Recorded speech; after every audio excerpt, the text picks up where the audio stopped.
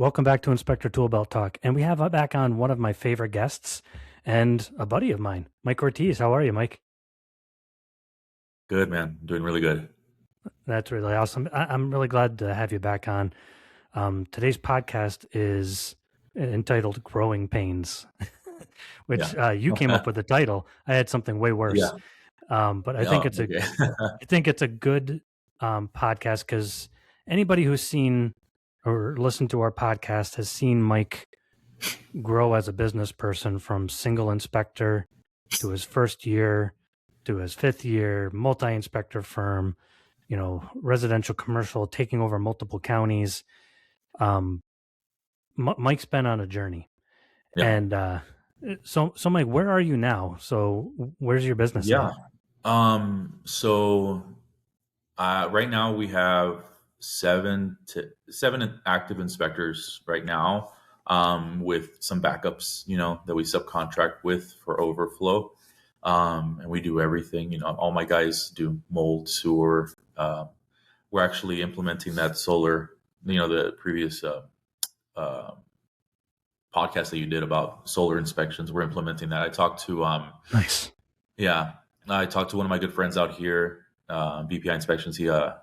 We had a long conversation about how to implement it, what he's charging, stuff like that, and how I could put it in. Because some people ask for it. California is big on solar, so for us, it's a big market to get into, which is great. But yeah, 7 to 8. I'm hiring still. Not where I thought I was going to be, as far as I thought I would keep it small, but it just once you find a flow, if you slow down, it just hurts you more.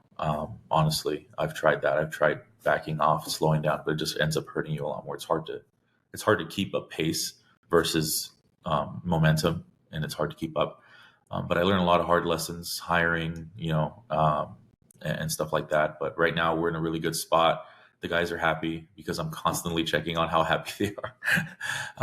I try to do everything the opposite of what I was initially shown when I started out in the industry, and just really pay well, take care of people. That's pretty much what it is. I'd rather it hurt every week when I sent the payroll out than not knowing if people are happy or not, wanting to leave or whatever. Yeah, that's awesome. And, we'll get into some of those particulars of growing pains, but I do want to give another shout out to Coy. I gave him a shout out on that podcast. I'm glad you guys are friends too, because Coy's a good guy. Yeah, he's close by. Yeah, I'm also glad that you're doing solar inspections because, we don't put stuff on the podcast just for the sake of putting stuff on the podcast. No, yeah. A matter of fact, those solar inspections, they had been on our list since last year, sometime in February. Yeah, I know. I think we talked about it once, right? In a podcast about me finding a way to bring that in, but I just didn't have the bandwidth to do it. I'm glad somebody else did. Yeah, well, we like to vet things. And then we had multiple inspectors say, yes, this is good. We like the service. This is how it works.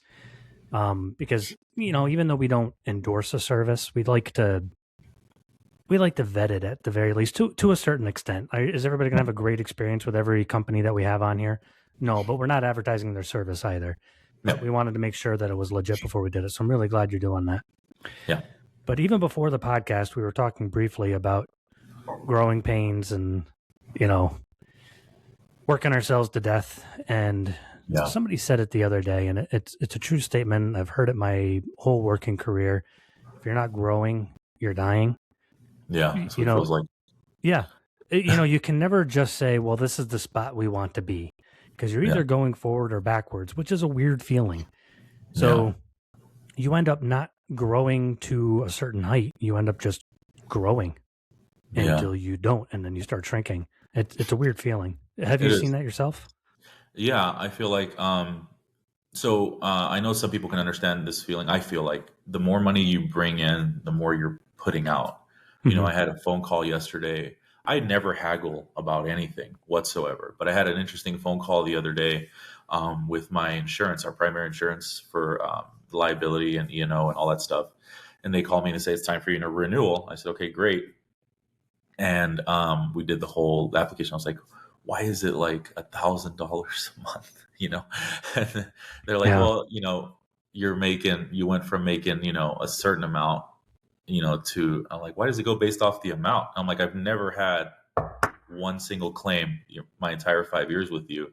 And I caught myself. I'm like, I understand. I don't mind paying more, but at some point you're like, you have to control. When you're bringing in a lot more money, you don't realize how much more inspections you're having to do, whether it's just you or your guys, and then that increases your risk, and you don't understand how much more it costs. For me, because I have to consider things like mileage.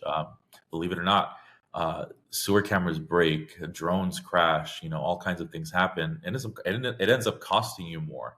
No matter how well intended you are, when you get your guys these tools and everything like that, and you're dealing with time off, and you offer things like flexibility, but then everybody decides to take the entire weekend off at the same time, and you have to try to manage that. Been there. And it's it's then you catch yourself out working on Saturdays and Sundays more. So it's a lot of it is just time management, organization. But the big thing is, every time I've tried to slow down, every time I've tried to, let's say, lower the budget for the advertising or not post as much on social media, it sometimes creates this like slinky effect where it slows down too much, and then you're playing catch up. If you have momentum, the only thing you can really do is find a way to get those inspections in. That's the only way to do it, because once you hit your cap and the agents start reaching out for you, and you start saying no more often, then you lose those agents, those referrals. Mm-hmm. And if you're not as available, you start seeing that affect you. And then the guys that you do have, or even if it's just yourself, end up not being as busy as you want them to be, that's the biggest stressor, is making sure everybody's doing 2 a day, keeping their schedule full. And that's a catch-22 math-wise. So let's say the average agent brings you, 10 inspections a month, 10 agents, and you tell half of them no 1 month because you're busy, and you lose half those agents. Yeah. That means the next month you have half the inspections, and now you have to build them back up again. Yeah. Do you find that's emotionally draining, or just... Yeah. It is. And here's the thing, is that the other thing that most people never account for is that being a real estate agent is not typically a long-lasting career. It's not. It's sales. It's not something. The ones that make a career out of it become brokers, and those are the ones that are in it for 20, 30 years. That's a very small percentage. I think you guys discussed the numbers in the past about how many agents actually are retained, as far as so those 10 agents, on top of you saying no, you're lucky if maybe in 6 months, maybe 7 of those agents are still actively working hard. They're actively closing listings, or they haven't just gone back to their old job or a new job or doing something else, notary or whatever else. You're banking on those agents having a great amount of success. And let's be honest, we've met a lot of real estate agents, and not all of them are great agents. It's true. Not every inspector is great either. I've met other inspectors. So it just comes down to, you're banking on their success. Your business relies on their success. And on top of that, your availability, and the fact that to be a real estate agent, most of the time, from what I've seen in my specific situation, there's a little bit of ego. So once you're not available to them, once you're not at their beck and call, and they feel like you're not working for them, because that's what they think. They feel like you're their guy or whatever it is. However, and you want them to feel that way, obviously. But at the same time, once you're not available, they are quick to be, they're not loyal. They're not going to be there. No matter how well they talk to you, they're really good at that. They're not going to be loyal. So for a lot of new inspectors out there, we feel like you got that great relationship with the new agent, and they said, oh, I'm going to do 25 sales this year. That's my goal. Just in your head, say they're only going to give me 2 inspections this year. That way you have that drive to get the next one and the next one and the next one. Because right now we're split between direct to consumer and still having our agent referrals currently. Yeah, and I guess there's a really important lesson into what you just said there. You always have to overshoot your marketing and the number of leads you have. It's a great example for new guys starting off in the business, because I see guys say, if I could get to 200 inspections a year, I always tell them, I'm like, then shoot for 300. Yeah, exactly. And the numbers that you're saying are an illustration of why that's important. I think we told Mark Hummel, we used the illustration when we had Mark Hummel on, of punching through the punching bag. If you want to punch the punching bag, you punch 5 inches past it. Otherwise, you're not going to hit it hard enough. Yeah, aim high, miss high. Basically, I was in the Army, so that was a big one for us. Is like you just aim for the high center mass. You're going to hit either there or the center mass. That's pretty much what it is. And the I think the biggest thing with working with real estate agents, because for me, it's real estate agents are a big bulk of our work. But when you start to when you're talking about aiming higher than the mark, that also means diversifying where your leads come from. Putting all your eggs in the real estate agent referral basket, I feel like has always been a mistake that I regret not learning fast enough, because there's Google ads and I despise Yelp so much. I do so too. I'll never push for Yelp ads. It's a dirty word. Yeah, it is. I will never push for that, and it's not not in a slanderous way. In my specific situation, I feel like Yelp is not conducive to having a successful inspection company. But I understand. So I will concur. I'm not slandering them. In my personal opinion, I have found that they are icky and gross, and I do not like them. In my own personal opinion. Correct. Yeah, this is in no way an endorsement to not use Yelp. So we've been talking to attorneys way too much. And it's funny. But I would say it goes like this. Okay. You have real estate agents, which are great. You have direct to consumer, which I don't know if we talked about enough, but it's very difficult depending on where you are. Direct to consumer means straight to the buyer, right? And you're like, how is that? How do you know when someone's going to buy? It just comes down to where you play. And I use full view marketing now, and it's really just about how you show up, where you show up, how often you show up, and then that takes time. And that includes the Google local service ads and Google ads in general. And then the other thing is that there's other ways to get. Okay, so commercial 4-point inspections for insurance. In California, all insurance companies are leaving, so they're trying to find an excuse. So unfortunately, we've been very busy with those. Unfortunate for the clients that they have to get those. And then, mold is a big one. It's a huge one. Everybody's worried about that.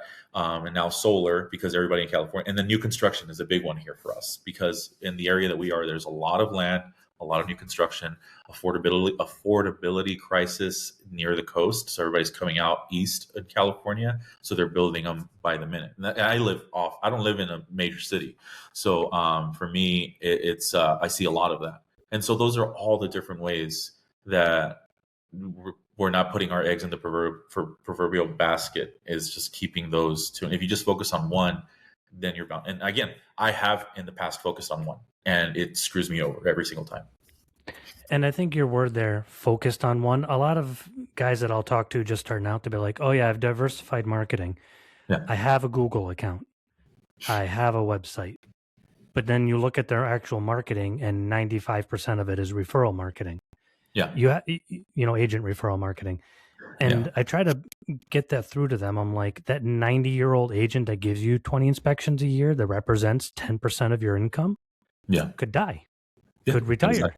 Exactly. This other one could just go out of business or move away. I'm like, in the span of a couple of weeks, your whole business could fall apart. I've seen it before. Yeah. You need to get your numbers so that it's a little bit more even. So focusing on one thing too much. And oftentimes we're like, but that's the thing that works. Like, if you've ever gone for insurance for anything, for any kind of business insurance, one of the first questions on any form is any part of your business tied to one client or greater than 5% or one mode of income or whatever. So in other words, for Full View, when we get our insurance, they're like, does any client represent 5% or more of your business? Yeah. Or is any one funnel represent 5% or more of your business? Yeah. I always thought that was weird, but it makes sense, because 5% of your business being wiped out is a big deal.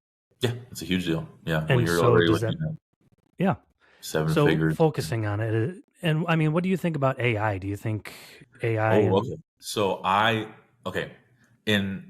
not to romanticize it, but I love AI for multiple reasons. Okay. Mm-hmm. I do see the danger in it. As far as just in personal in general, I do feel like sometimes people rely on it a lot. I use AI for a lot of different things. Mainly, I've been finding myself using it to help my son with his freaking science homework and his math homework. but Yeah. just so I can be a better person that can explain it to him. But for me, I use it every single day, and it can come down to how to answer an email properly, how to deal with conflict with inspectors and agents and clients, and it's really just I just think of it as a collective a piece of advice from multiple different points just put into one spot. But as far as inspections go, I like it. I'm not. Here's the thing. I am 100% sure. I'm refuting any kind of full replacement for a home inspector because there's a lot of skill involved. If I could call it anything, I would call it skill. You can walk into a house and let's say you do have an AI bot phone that somebody can buy an app and inspect their own house. That's great. Um, uh, First of all, you'd have to find a company willing to take on the liability of having homeowners open and close windows, open electrical panels, test outlets without getting sued for somebody doing it wrong, right? Because they're not qualified, they're not experienced. That's one thing. The liability alone, nobody's going to create that app. Otherwise, they'll have to really disclaim it, and then people won't see the usefulness of it. The other reason would be is that I smell, I can feel when something's off. Did you just tell us that you smell? Yeah, I can smell. Yeah, I smell. You know when you pop your head in an attic, you just know there's what you mean. I'm just teasing. I know. I might have said it. I smell, and that's fine. I would love that. We can keep that as a TikTok.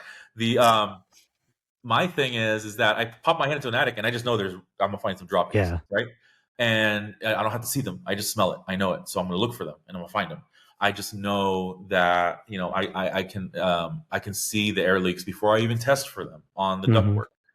Things like that. And I feel like it's why mechanics are not worried about AI having people diagnose their cars and fix them. Basically, ours is diagnosing issues in the house and keeping up with all that. You're just never gonna you might get people that are really cheap and say that's good enough for me, but they're going to learn their lessons the hard way, unfortunately. So I think AI is great in helping. I think the best use of it is report writing, in all honesty. Yeah, that not take a picture and say, AI, tell me what's wrong here. No, you should know what's wrong there. But to be able to articulate it in a way that protects you and the buyer and and the report is something because you'll see a situation where the other day we had a oh man, I forgot what it was. So there was the spray foam insulation, the way it's installed, the color that it is, tells you what kind it is, and the depth it's supposed to be at, and the kind of ventilation you're supposed to have. There was a very specific situation that happened yesterday at an inspection, and instead of just saying this is just a substandard installation, sometimes you get that little bit of energy. Was like, no, I want to show that I know what I'm talking about. Plus, there's not that many issues I found at this house anyway, so I rather just make this really specific. And I said all of that into the AI because writing that out as a comment on the report didn't look professional, So I put it together and I had it, bullet point exactly what I thought was going on and what my recommendation was, and that helps a lot. But as far as everything else, I see all the advertisements, the AI, writing software and AI this and AI that, and I just feel like giving too much. I don't like having to go out of my app to put it into chat and then go back into it, copy and paste. And that's the only thing that my gripe is. But when it's built in, I feel like it's useful. It's just that there's right now it's flooded. Right now, I know you talked about it too, that the AI market is flooded with inspection software, writing software. Yeah, and I mean we have AI built into Inspector Toolbelt too, right in the app. So you press a little button and it'll start writing stuff for you. But I agree, it's an important tool that we should be using, and I think it bridges an important gap.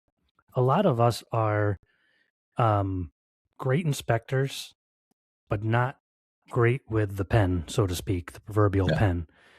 Some of the best mechanics that I've ever met in my life could barely talk, but I would trust them with my car any day over some of the more articulate ones.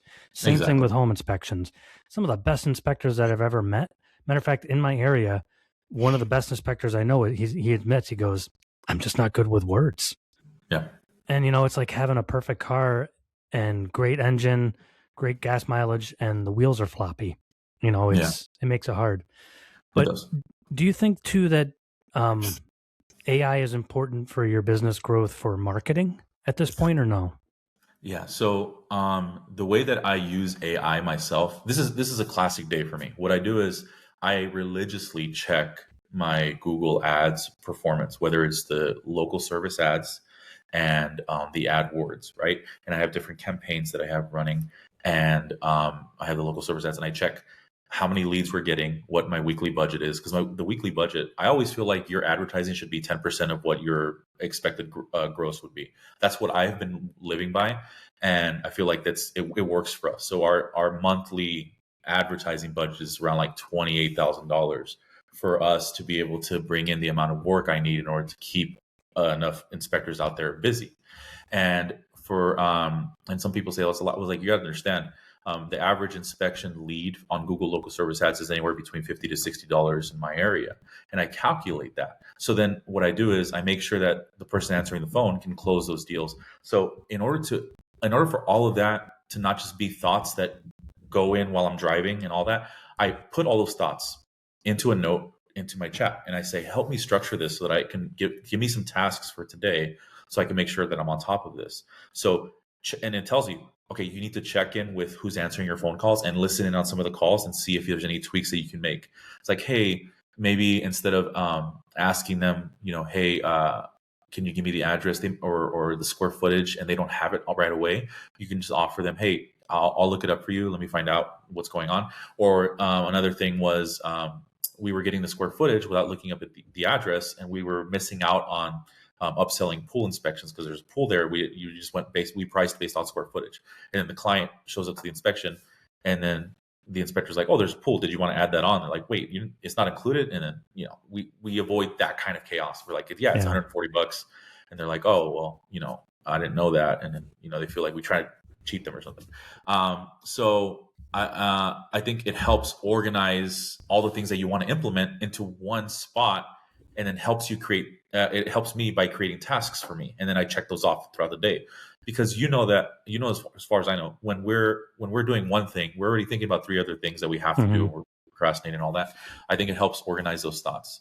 And then what I do, I like putting raw data into it. I like putting our sales data, our areas of coverage. What I did, depending on what you use, but if you have a way of downloading all of your inspections, at least just like the address of the home, the city and county, and things like that, even the square footage or type of house or type of inspection, and you put it into chat as a file, a CSV file, and tell it, hey, can you tell me where the majority of the inspections that we're doing are? That's how I hired the last two inspectors I hired. Because what I did was, okay, we're doing a majority of our inspections in this specific county and city. So I hired two guys there, and it's been great because not only do I have to pay less mileage because they're not driving as far to reach our other customers, they're closer to home. It keeps them happier, and then I keep more of the profit margin for myself because we're able to price it better. We're able to not have to pay as much, and I'm going based off the raw data, which on my own, I'm not going to go look and count how many we had in the Hmm. city of LA and the city of Riverside. I rather input that, and it tells me where I'm doing the worst. Like, you had 5 inspections last month in this city, and I'm like, wait, I like that. I want us to be in that city, and so I go and I check my campaigns and I push keywords for that city so that we can pop out more. That's the way it can help you. Nice. That's some really granular and actionable advice there. Anybody who's listening should take note of how Mike is using that. One thing I will say is Google Ads, setting up your own, is not for the faint of heart. Nope.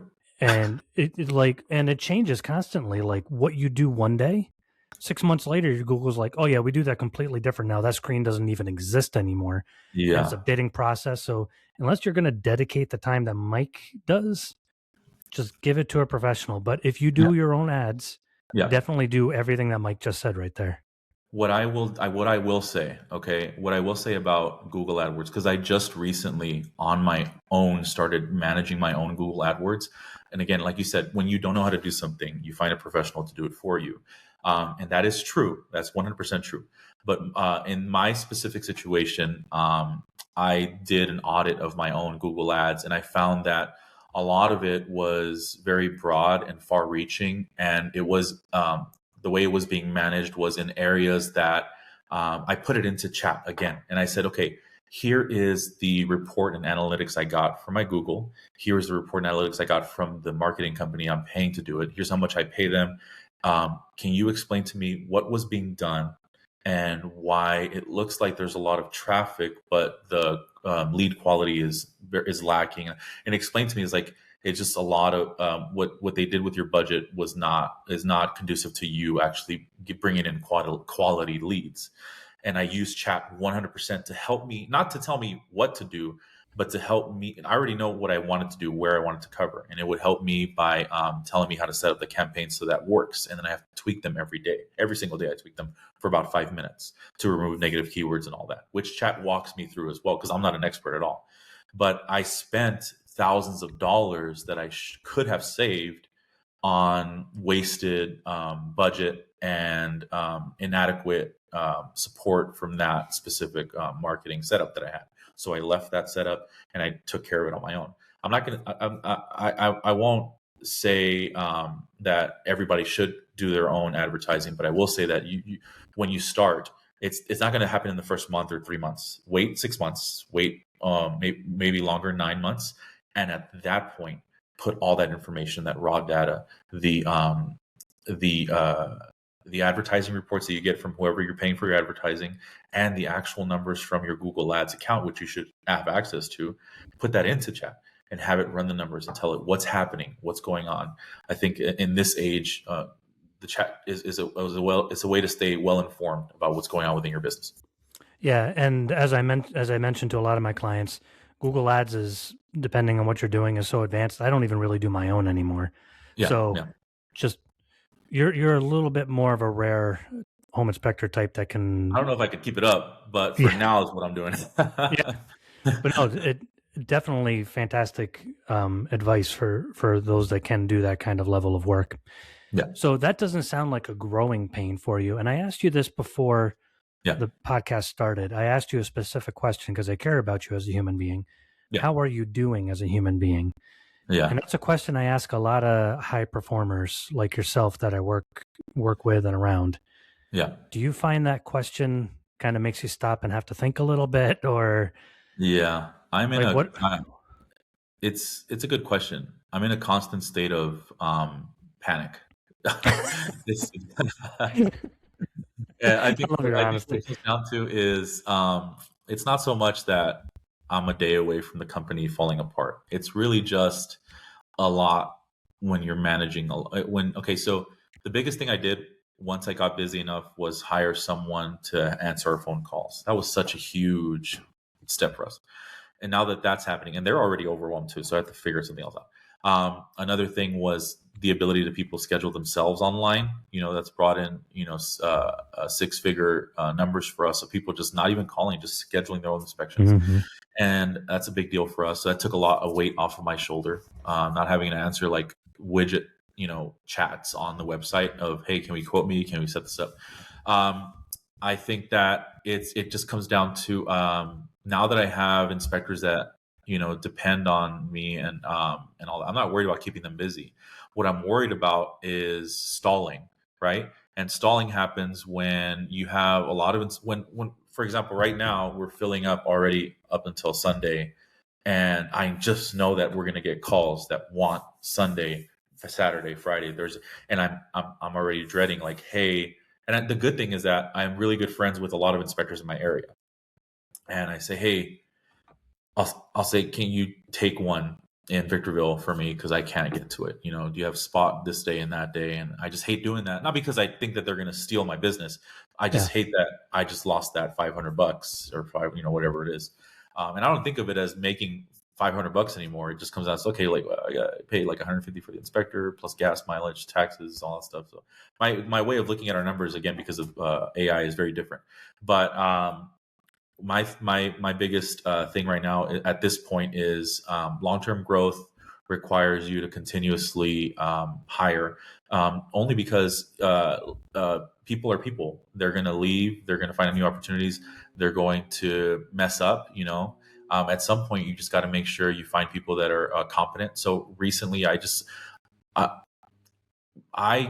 have such respect for people that have the patience to train and nurture an inspector. I did that with my very first inspector, and he's amazing. But I just don't have the bandwidth to do it now. And I've been hiring very experienced inspectors that have either moved into the state and they worked for another company, or they worked for another company that kind of went went underwater or whatever. And I think because I had bad situations where I made a lot of mistakes, like let's say last year, for example, bad hires, people that just weren't a great fit, put me in a bad situation multiple times. And, it just comes down to multitasking. Even though I'm not great at it, there's a lot of fires to always be putting out. But if you ignore them, it gets worse. I know it hurts at first, but it's easier. Like that thing that's bugging you, that either inspection issue, that someone's saying that you missed something and they want you to come take a look at it. I know it seems easier to just refund them, or some people even want to just fight it. Sometimes it's easier just to go to these people. They want to be heard, and then find out that it was just like something no one could have caught unless you were specifically looking for it, or just happened. And I've been known to pay $100 to one of my plumber buddies to tighten up a drain, or whatever it is. And the person feels like we did a lot, and nobody's infallible. We make a lot of mistakes. But I think the biggest thing right now is that my biggest fear is that if I don't hire at a steady rate, then I'm going to lose more and more work as time goes on. I mean, when I started this company at the end of 2021, so January 2022. I think I did 12 inspections my first month by myself. Right? I was terrified, but for me, it was a lot of money, from not making any money to that. And now, now the point that we're at is, I'm keeping 7 full-time inspectors busy, and then I go here and there, and it's not a brag. It's it's terrifying constantly, because if I don't keep hiring and bringing people on, then I know it's going to stagnate, and the growth is gonna shrink, and I can't afford to do that. I have plans now that I didn't think it was going to happen this way, but I have plans now. Yeah, your growth has been pretty meteoric. Meteoric like a meteor, not mediocre. It's been meteors crash. Okay. Then it's been like volcano erupting in 4 years. Basically, you've gone from you to 7 inspectors. So the growing pains when you do something like that are real. Mine wasn't as meteoric, but I still remember having a lot of the same growing pains. Learning that you never grow to the point that you want, accepting that growth is eternal, or you die. That's a hard pill to swallow. We like to say it, we like to say we accept it, but when we stop to really think about it, it's a hard pill to swallow. Especially when you're at, let's say you have 7 inspectors and you're like, okay, I'm comfortable, this is manageable. It's like you said, you're going to lose some inspectors through attrition. Market's going to go up or down, and once you start losing that upward momentum, now they're like, oh, Mike has 4 inspectors, and you might have been like, I did that on purpose, I just wanted to be more profitable. But then it goes through the market, and that sends waves through. Stuff like that happens. So it's an unfortunate cycle of always growing that you have to accept. It is. And I think that I've seen companies that have 20, 30 inspectors or whatever, but their margins are razor thin. You have to make sure that, just because the numbers are not, it's a lot of different numbers to look at. Right now we're sitting comfortable. We're always sitting comfortably between 50 to 60% profit margins after all costs, which is always great. That's that's only because we're in a high end area, and it levels out because we have some counties where it's not as affluent as others, and so the pricing does change based on the county sometimes, even a little bit by $20 or so, just because we know the clients there. We know they're going to just either kick us to the curb, or we have to just match what's going on right now. I understand that's the one area that I've always been the least concerned about is pricing. Not that it's not important. It's just that after a certain amount of inspectors, pricing is important. If it was just me by myself, then I would be really tied to how important my pricing is, because I want to keep as much as possible. But now with 7 inspectors and more coming on, it comes down to it comes down to profit margins, the numbers. How many inspections do we have coming in? What does it cost us per inspection? How much of that are we keeping? And then that number comes into, because 12, I went from 12 my first month ever inspecting to 12 a day now. And it just comes down to, how much of that money can we keep? Because people cancel, people get refunds for sewer scopes because they couldn't access the clean out.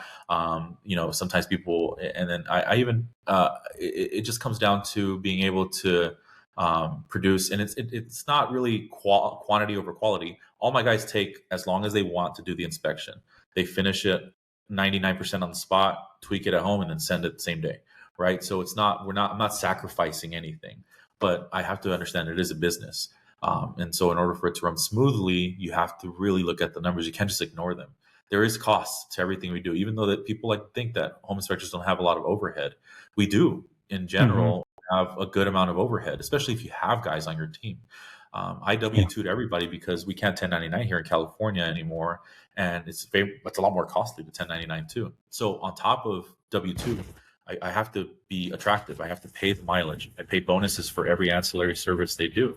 So if they do a pool, sewer, whatever else, they get an extra $25 or $30 bonus for every single one they do. And then they get medical and then retirement, whatever else they need, because I want them happy. The biggest thing that stood out for us this year is that in 4 short years, we're approaching the amount of reviews companies around us that have been here for 25, 30 years have. We're getting close to that 1,000 review mark, and we're getting close to passing that. If the trend continues, we'll pass that this year. And that's really good because it helps us stand out. It's 4 years to get 1,000 reviews. It's not easy, but it's the volume. It really is the volume. And people are happy with the inspectors that I choose. I choose them a lot because of their personality. And that's an important key too. When people talk about hiring, everybody looks good on paper until you meet them. Personality is important, but that's also a skill, being able to recognize that. Yeah. One thing you said about here's an important growing pain that I think we should probably emphasize: scheduling online. Yeah. So many home inspectors and inspection companies push against it. I was talking to a multi-inspector firm. They have 11 inspectors, and they don't do any online scheduling. As a matter of fact, you just have a weird little contact form, which all the statistics show that contact forms, the vast majority of people don't fill them out because nobody ever responds to them. I know I don't. Exactly. Yeah. And so I'm like, you guys are losing work. And they're like, well, what about this? And what if somebody schedules at a time and I couldn't control it with this or that, and single inspectors, and just your statement that you're getting 6 figures from online scheduling. Yeah. Most people aren't going to get 6 figures from online scheduling, but even if it's a couple inspections a month, okay, is it worth the once in a while somebody schedules and you're like, hey, listen, I'm 4 hours away in my territory that day. We're going to have to reschedule you. Oh, okay. And that's it. It's not a big deal. And it's a great growing pain to have because it's very profitable once you get past it. Yeah. As long as you manage, before you set up your online scheduling, you have to get the pricing calculators down, and then you have to get the schedules and availability down. And that's the only reason it works for us. We can set our inspectors how far they can go from their house, how long. Every inspection we schedule, we put down how long it takes to do the inspection. Mm-hmm. And then with all those things in mind, that's how people are able to schedule. And then even then, once they submit, we still have to confirm it. Because sometimes they'll schedule it and it'll say you could just wait for confirmation, because they'll add something like mold, and then the guy going doesn't do mold. So we have to that's one thing that we had to tweak. Either that it's either that, or I just train everybody in mold, because it's going to be, because it's a big market for us, mold inspections here. But it took me a while to set up the online scheduling, and I just think about all the money I lost by not having set up, because I did have that contact form, and when I fill out I don't fill out contact forms on anything. If I can't call and find out right away, then I'll go to the next one that will have a way to get a quote right away. If I can fill out a form for, like, when we got our dog insurance, I did it all online on Lemonade, and it was just all set up, all online, all done. I got the quote, I paid for it, everything. It's done. That's it. And it starts. If I want people to feel like that about scheduling an inspection, and then I think the biggest thing is just setting that up. And I will say recently, the biggest thing for us right now is We no longer accept checks. Oh, really? Whoa. Okay, that's a Yeah, big one. yeah, Can I yeah. ask why? Can you vouch? We ran into more than a dozen situations where people were just giving us bad checks, and we had to hunt them down for payments and things like that. So you have to offer a free payment form other than credit card, and then Zelle is a big one for us. So I think 75% of the people that in, work with us pay through Zelle, surprisingly. Wow. And then the rest with card, because we pass on that 3.9% fee to that invoice. So people will say, I'm not going to pay an extra $25. I'll just send them Zelle, because everybody has Zelle. And then cash, for cash inspections, that's easy. But check, for the longest time we took it, and I get it in some areas, and a lot of people, some people don't like it. The older generation, they want to pay with a check, and we're like, yeah, we can help you figure out how to pay with Zelle, or you can pay with card. And that's, but that was such a great choice, because the inspectors I have running around, they have to keep track of these checks. They have to hold them on until they can get them to the bank or to me. And sometimes the check will bounce, and then we have to deal with that whole situation. So in this way, we kind of eliminated that issue, and that's just specific to us. I'm not saying that's what anybody should do. I'm just saying. No, but that's kind of interesting. I never understood checks. When you think about it objectively, Yeah, some older person said checks are the most secure way to pay. I don't like doing credit card. And I'm like, really? yeah. It's a little piece of paper with your signature on it, It has all and your bank info on it. yeah, it has your bank account number and the routing number. Yeah, Everything that you need to yeah. transfer money out of your account, you're handing to random people. And it's even has their address on it sometimes, like their home Yep. address on there. And I'm like, this is everything that they have me put in when I'm paying my mortgage. It's like Yep.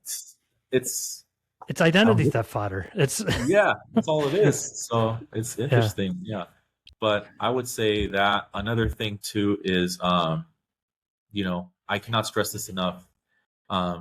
Having someone, so right now we have someone that calls and confirms every inspection the day before, because now that we're at volume, there's people, oh, I forgot, or I didn't let the tenants know, or all these things. And then we're like, well, it's a lot of wasted time.